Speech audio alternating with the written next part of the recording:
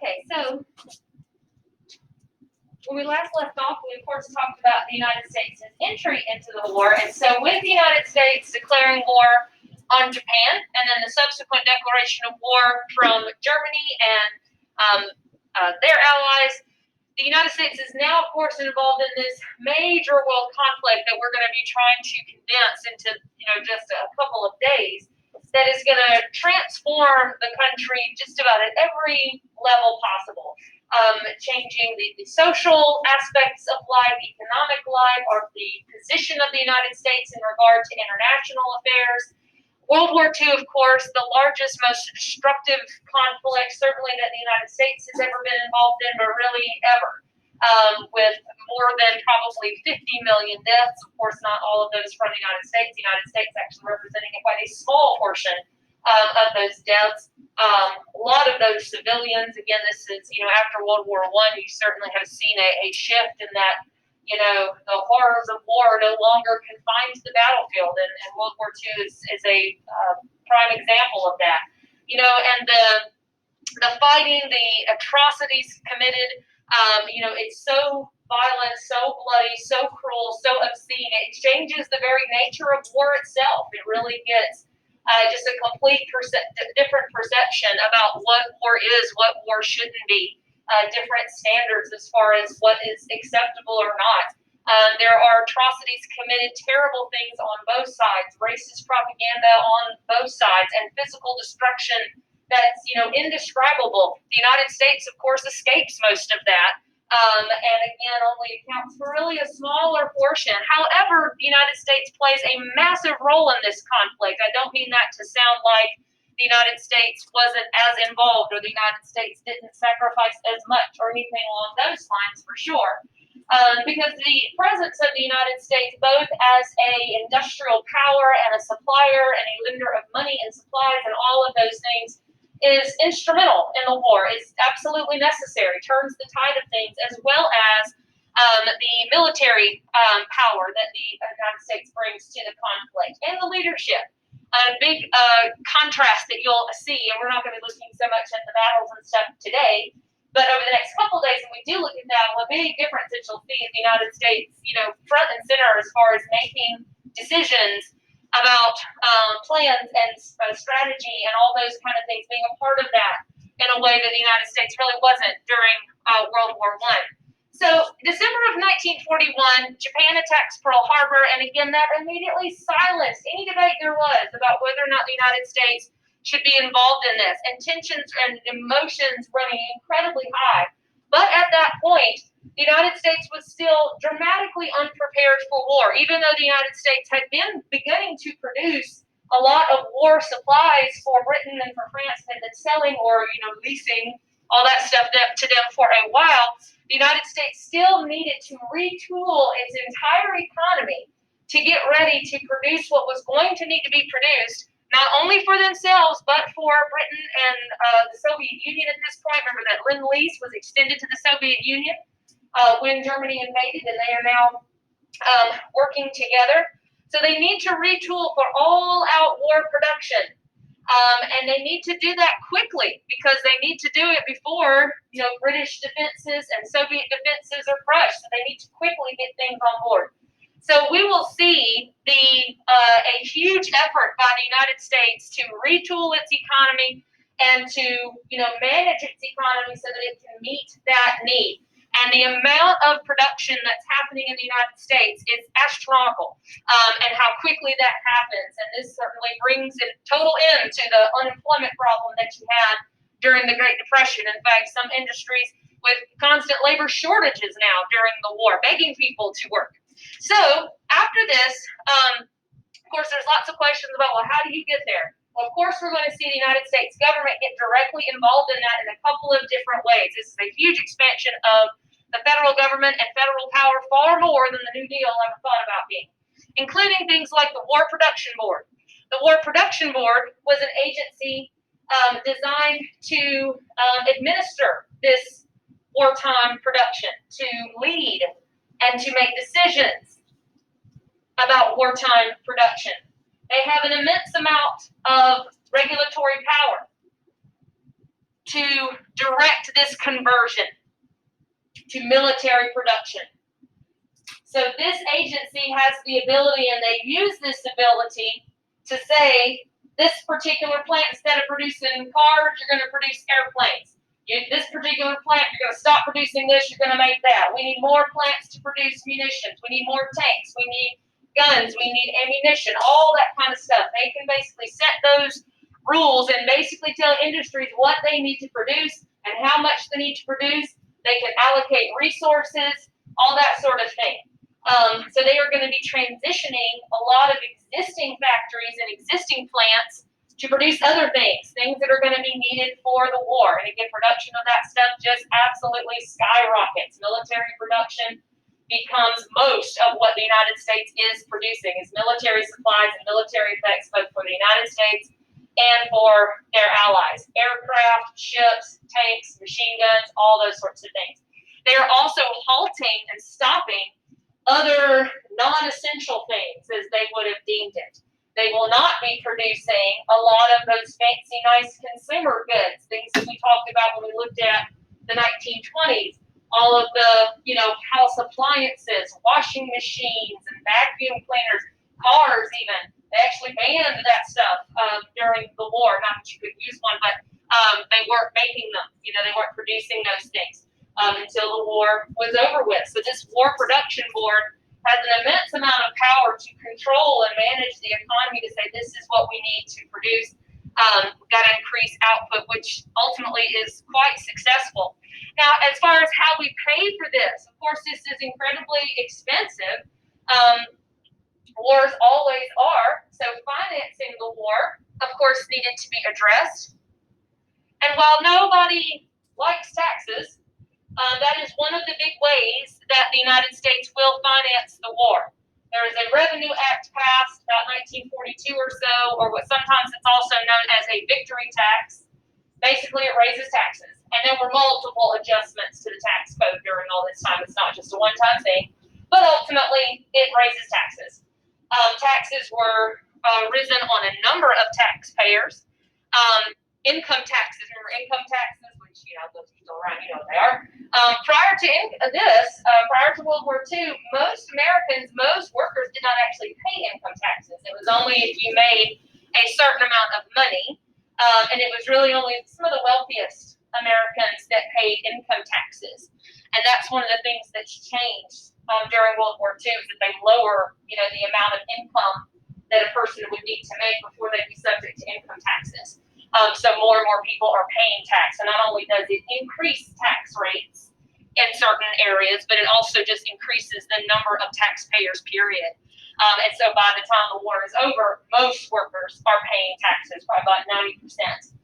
Paying income taxes, or eligible to pay income taxes, whether before World War II is actually something like 10% or so that actually paid any income tax. And again, there's always dispute over this, but most kind of agreed that this was necessary. Now, as far as other ways, there were war bonds. They did utilize war bonds similar to how they did in World War I, and there were campaigns to encourage people to purchase war bonds, to save their money, to be frugal, save up. There's really not even much fancy things to buy because they weren't producing a lot of that stuff at the time.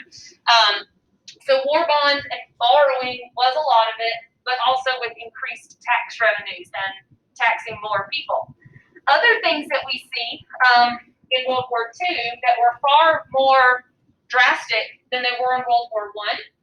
We know that in World War I, we saw the United States government, launch a campaign to encourage people to voluntarily save things, save your food, grow your own food, save your energy, or, kerosene and fuel and all that kind of stuff, or the Food Administration and the Fuel Administration and all those sorts of things.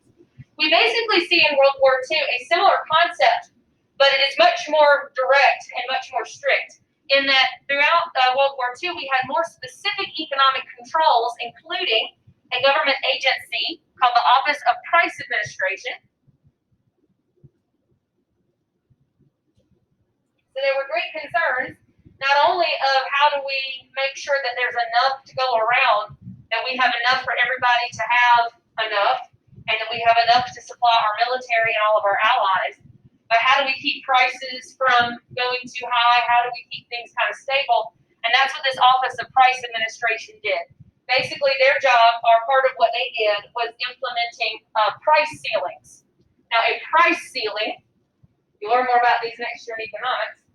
What do you think that does? You put a price ceiling on something. It's setting a maximum price, saying it cannot go higher than this. You're trying to intentionally lower it and not, it sometimes works backwards in your brain. You think, oh, ceiling, high up, you want the price to be high. No, they're putting a ceiling on it so that it will not go above the ceiling. They don't want it to get higher than that. So basically saying for all these goods, the prices of them cannot get higher than $1 to whatever the price is.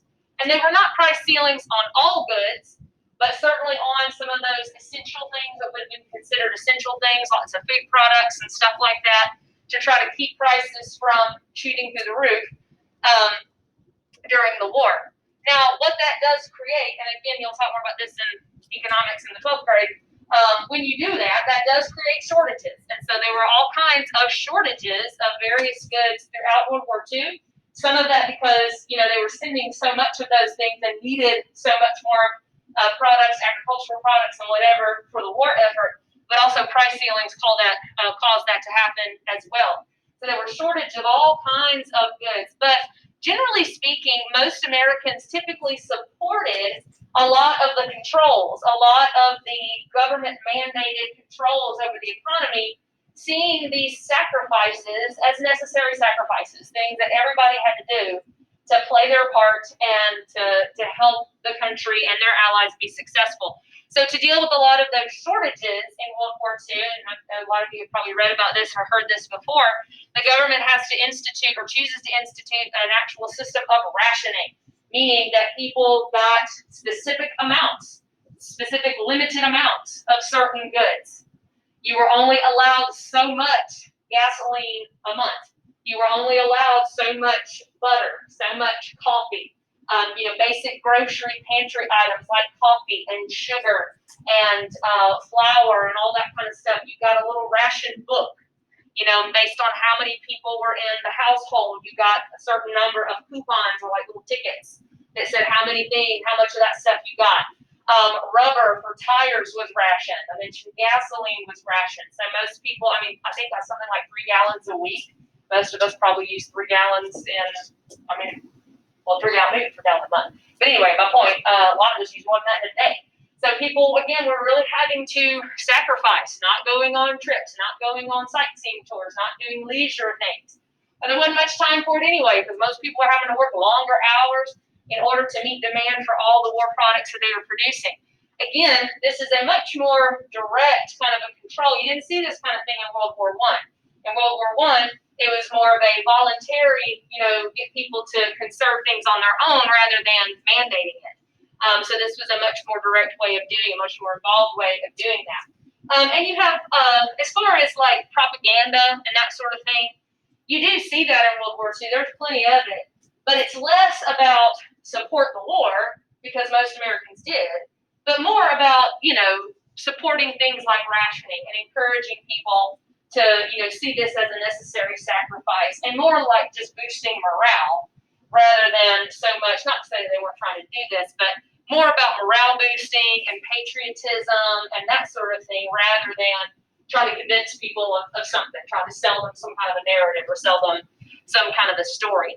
So people are having to sacrifice. There are all kinds of, again, posters and public information, whether propaganda or whatever, from posters and leaflets, movie stars endorsing things, whether it's encouraging them to, save. There's a whole lot of emphasis on, just make do with what you have. Don't buy new clothes, patch up your old ones, be thrifty, save your money, save up now and sacrifice now, and then, you'll be able to get better things later on. So that's more of a, reuse things, make do with what you've got. Now, as far as how the war and all this production affects organized labor, there's a lot of good for organized labor, but some kind of downsides to it. Organized labor unions, they pledged, it's not like they're forced to pledge, they agreed to it, But they kind of made a pledge to not strike during the war, not go on any strikes, which some unions supported that fully, and a lot of them, and they all pretty much, for the most part, abided by that. It gets a little bit more contentious as the war goes on.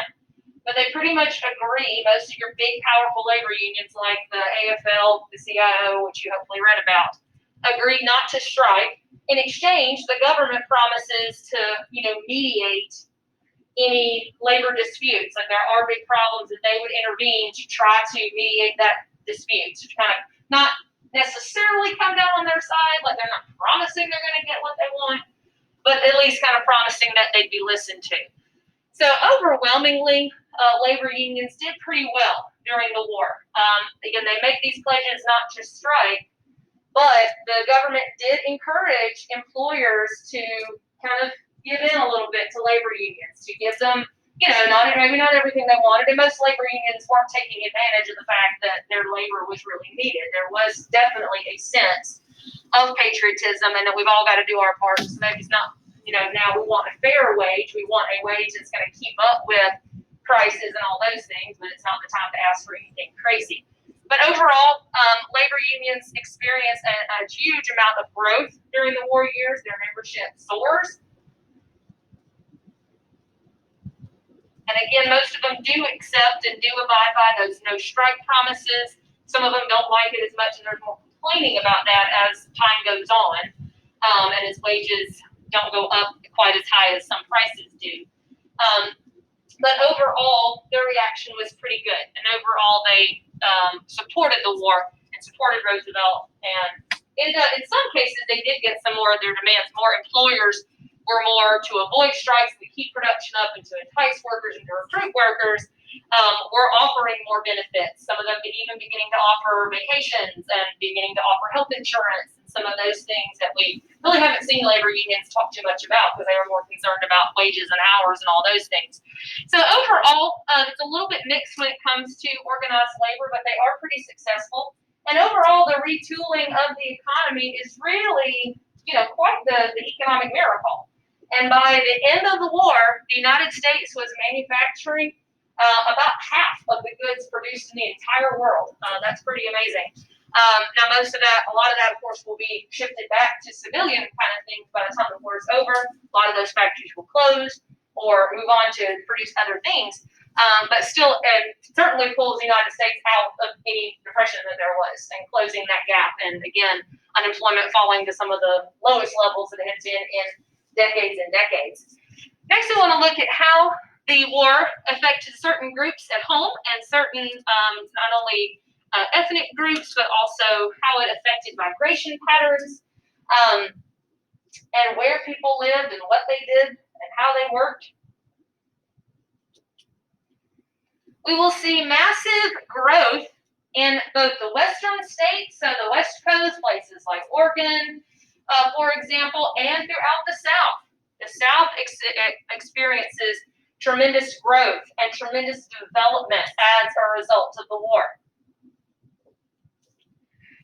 The reason for that is that, and why we see a lot of people moving to western states and moving to southern states, is because these are areas that got huge amounts of war contracts to build a lot of those new plants and munitions plants and shipyards where they're going to be building the battleships and the aircraft carriers, and the factories where they're going to be building planes, where they're going to be doing research and development for things like the Manhattan Project, for all of that kind of stuff. A lot of those things ended up being built in the West and in the South. A lot of the new military posts were built in the West and in the South. New Army camps, training facilities, airfields. The South and the West tended to be a better place to put those things because it was warmer and, it was just a more hospitable climate to do that kind of training. And so that means a lot of people moving to those areas, but also think about, that's bringing jobs to those areas. That's bringing infrastructure to those areas. That is really particularly in the South, because we know that in the South, how is the South kind of compared to the rest of the country when it came to industry and infrastructure and all of that? way behind. We had that whole attempt, in the Reconstruction era, the whole New South thing, but really it was incredibly rural. And we really lagged behind in a lot of that stuff. And this is where some major catching up starts to happen, because a lot of this population shift was permanent. A lot of folks moved there for the war and then may have gone somewhere else, but most of them it was permanent. They stayed. And whole new cities and towns, being built up, existing ones being built up, people flocking to these areas for jobs, but that just creates a whole, economic revitalization of those areas and invigoration of those industries, areas with new industries and new infrastructure and all of that, people moving to those parts of the country. Of course, the war has an effect on women. We see similarly to what we saw in World War I, in that many women joining the workforce during World War II. There, of course, were all kinds of things that needed to be done. There were all kinds of industries that needed workers of all kinds. Increased demand for all these products, and a lot of men going off to fight. And so that opened up a lot of opportunities for many women to work. So not only are there a lot of women serving in the military, just as they had in World War I, not in combat roles, of course, but as some of the same things that we saw previously, but probably about 6 million entering the workforce. They are oftentimes the ones that are, putting the planes together, that are on the assembly line, building up that war machine. And it's not just women, but a lot of women did find that opportunity, or at least felt that call, felt that was kind of their duty, or even encouraged to do that. A lot of them were, look at the demographically, the women that joined the workforce in World War II compared to World War I. They tend to be a little bit older. You see a lot more, not old, but more middle-aged married women, women with children. So little, not as many just strictly single young girls, but older women that were a little bit more established. Now, for many women, of course, this won't be permanent. Most of them, once the war is over, will leave the workforce. Most of them, when the war is over, will return to the home or wherever, and many of them by their own choice. But a lot of those factories, as I already said, once the war is over, they won't have a need for all that stuff. So a lot of those factories will be shut down. And of course, when the men come back, they will get those jobs back. So many women will leave the workforce either because they wanted to. There are plenty that said they didn't want to, keep on working. But a lot of them, of course, kind of forced out as the demand for those sorts of jobs went away once the war was over and your male workforce returned. So some of them, though, beginning to kind of feel maybe a little bit more independent and seeing some of the benefits of that as well. So kind of laying the groundwork for some more activism by women later on.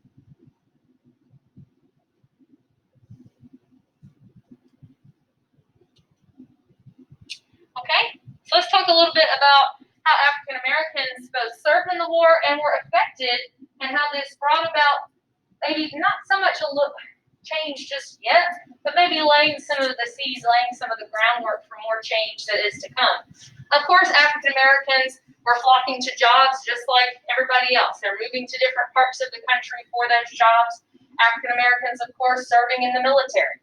But of course, racism prevailed, and racism was still a constant obstacle that African Americans were having to experience and try to overcome in all of this. So even though they're, getting that call to service, just like everybody else, they're finding that their answering of that call to service is sometimes not as welcome or not as well accepted. Even at first, like the Red Cross wouldn't accept blood donations from African American men, and just horrible things like that.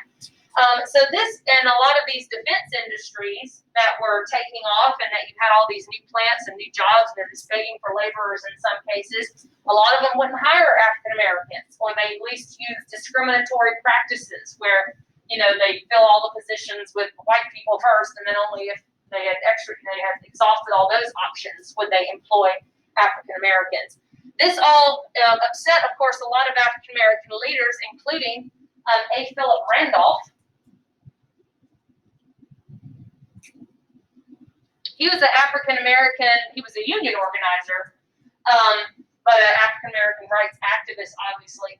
and he threatened, or not, I guess threatened is a strong word, but he planned a march on Washington, a demonstration, planning to march on Washington to demand an end to those racist practices and an end to all the discrimination in the defense industries that, we're fighting and we're supporting just like everybody else, end all the segregated practices and the not hiring African Americans unless there's nobody else, all this sort of stuff.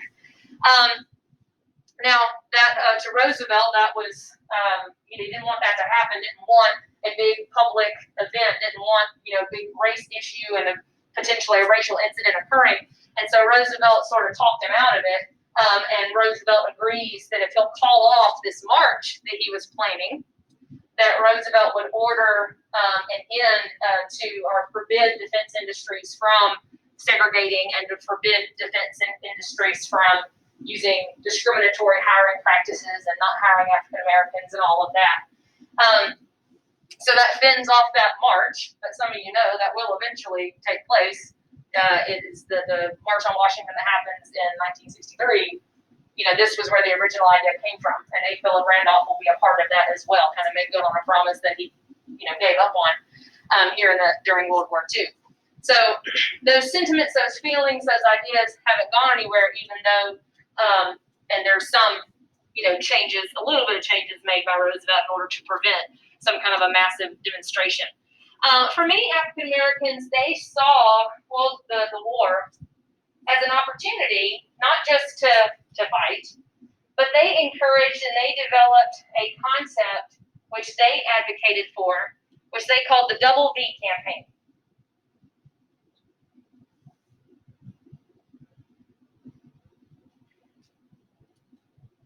The Double V campaign, meaning victory at home and victory abroad. So winning in Europe, winning, defeating our enemies abroad, but also victory at home. What kind of victory at home do you think they were talking about? Yeah, civil rights, right? Ending racial discrimination. Saying that we're going to fight racism and bigotry and all this stuff in other parts of the world, and we also want to fight that at home. Hoping that the war could, bring about more attention to that. And mean that they could fight for better rights, fight for better position, fight for an end to discrimination, fight for an end to segregation, or all those things during the war, and perhaps bring about that change at home. So there were different organizations, clubs that were formed throughout the country to try to promote that whole idea. It's one of the great ironies of the war is the fact that you do have the United States fighting to end Nazism and bigotry and all that racism and all that hate while tolerating it at home. And that's exactly what the Double V campaign and a lot of African Americans were all about, trying to point out that irony, wanting the United States to live up to some of those promises. Of course, thousands of African Americans served in the military. Of course, at this point, the military was still segregated, so they did fight in segregated units. African American officers typically not allowed to rise to certain levels, not allowed to command white soldiers, things like that. And usually, just like we saw in World War I, African American soldiers were often designated to more menial tasks, manual labor, and oftentimes not going to be put on the front lines because of the racist-infused myth that African Americans weren't good soldiers, that they weren't intelligent enough, that they weren't cunning enough, that they weren't they could be trusted, or some kind of thing like that. Of course, the unit that I'm sure you've all heard of that certainly does a lot to dispel that myth were, of course, the Tuskegee Airmen, which were groups of hundreds, about 600 or so African American pilots trained in Tuskegee, not too far from here. Seen at first as kind of an experiment as to whether or not African American men could fly and could fight as well as their white counterparts, and of course they found that they did.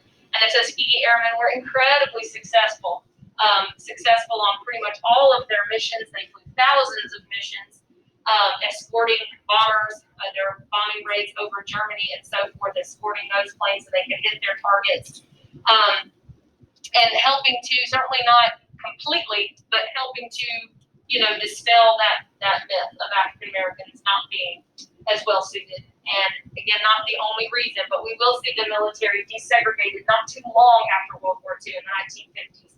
And this certainly isn't the only reason, but it definitely probably went a long way to making that argument, making that statement for African American equality, at least in the military, with the success of the Tuskegee Airmen. And again, overall, African American service, both at home and abroad, definitely highlights that great irony of the United States fighting racism while tolerating it. And that was a big thing that a lot of African American leaders were trying to point out and felt that they were fighting against just as much as they were fighting the Nazis and the Japanese and all of that. The war has an effect on Mexican Americans and Mexican immigrants.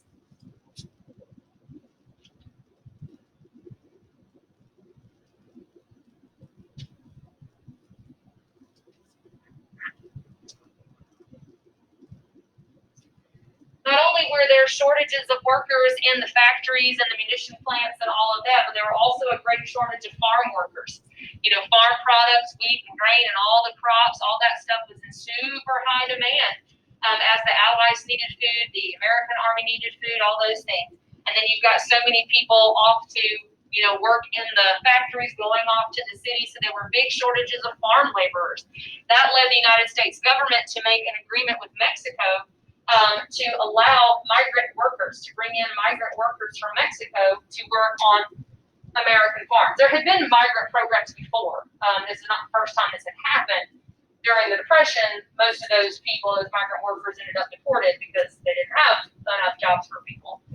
But here they were very desperate for farm workers, and so they make an agreement with the Mexican government. That's called the Bracero program. Bracero were these migrant farm workers to come and work on farms in the United States, to be the hands to pick the crops and run the machines and all that kind of stuff to get farm production where it needed to be. About 200,000 or so Mexican farm workers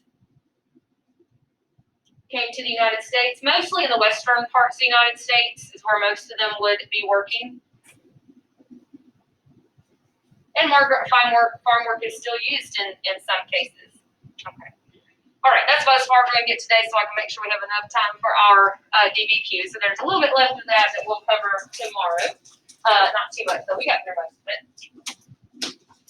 Questions on anything before we start our essay?